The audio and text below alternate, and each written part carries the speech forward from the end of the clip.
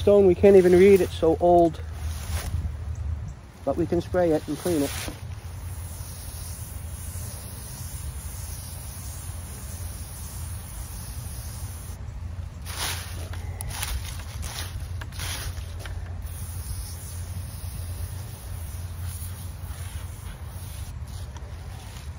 And we got one more over here that looks really bad. This might turn into two more.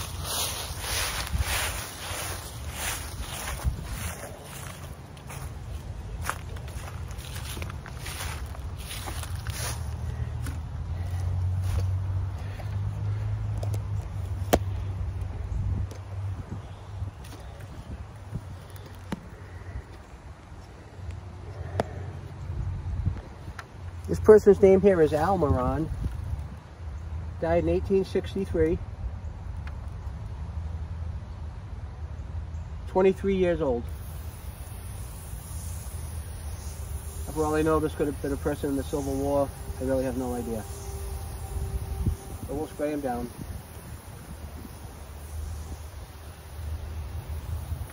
Check him the next time we come out.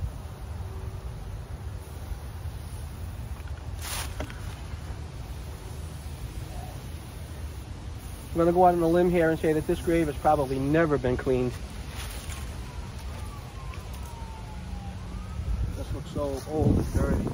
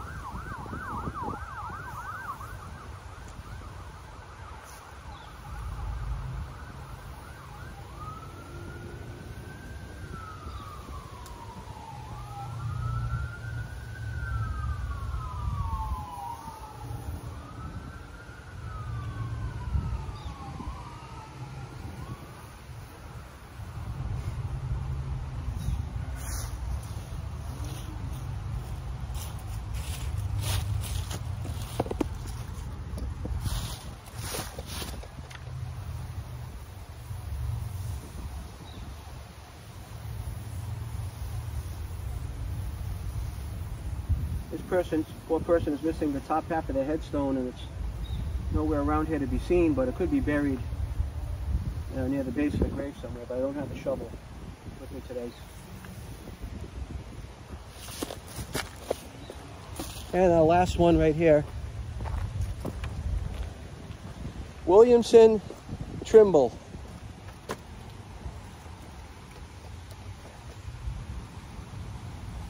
Age 50 years, died 1850. He was born in 1800 and died in 1850. Williamson Trimble, rest in peace. It'll be our last grave today. We're gonna clean.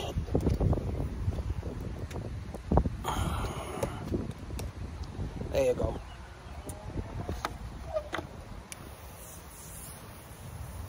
I'm going to go out on a limb and say this hasn't been done in the last 172 years either. This will be a good testament for the wet and forget product.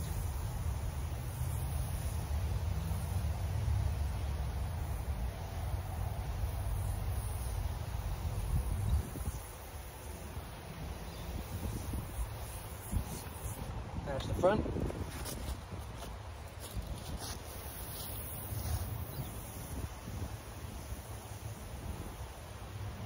Side.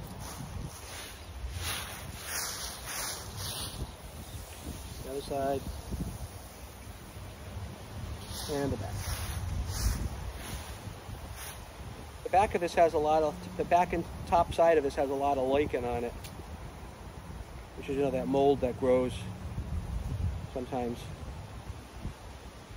It's going to come out good. I know these dark marble ones, given some time with wet and forget, really come out nice, as you can see by the Ada over there, and the other ones that look white now that were really black when I first started coming out here. So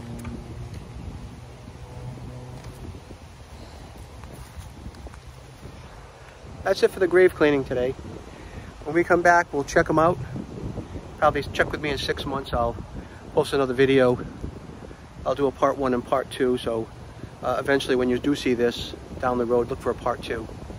And I do have some pictures of some of these graves from a year ago that I'll put in the beginning of the video as a still for maybe, you know, 20 seconds, so you can examine the before and the current before we sprayed.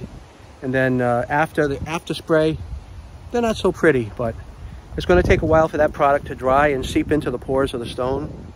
And it has some kind of a, I'm not going to say biologic, but there's some kind of molecular level attachment that happens in the pores of the stone.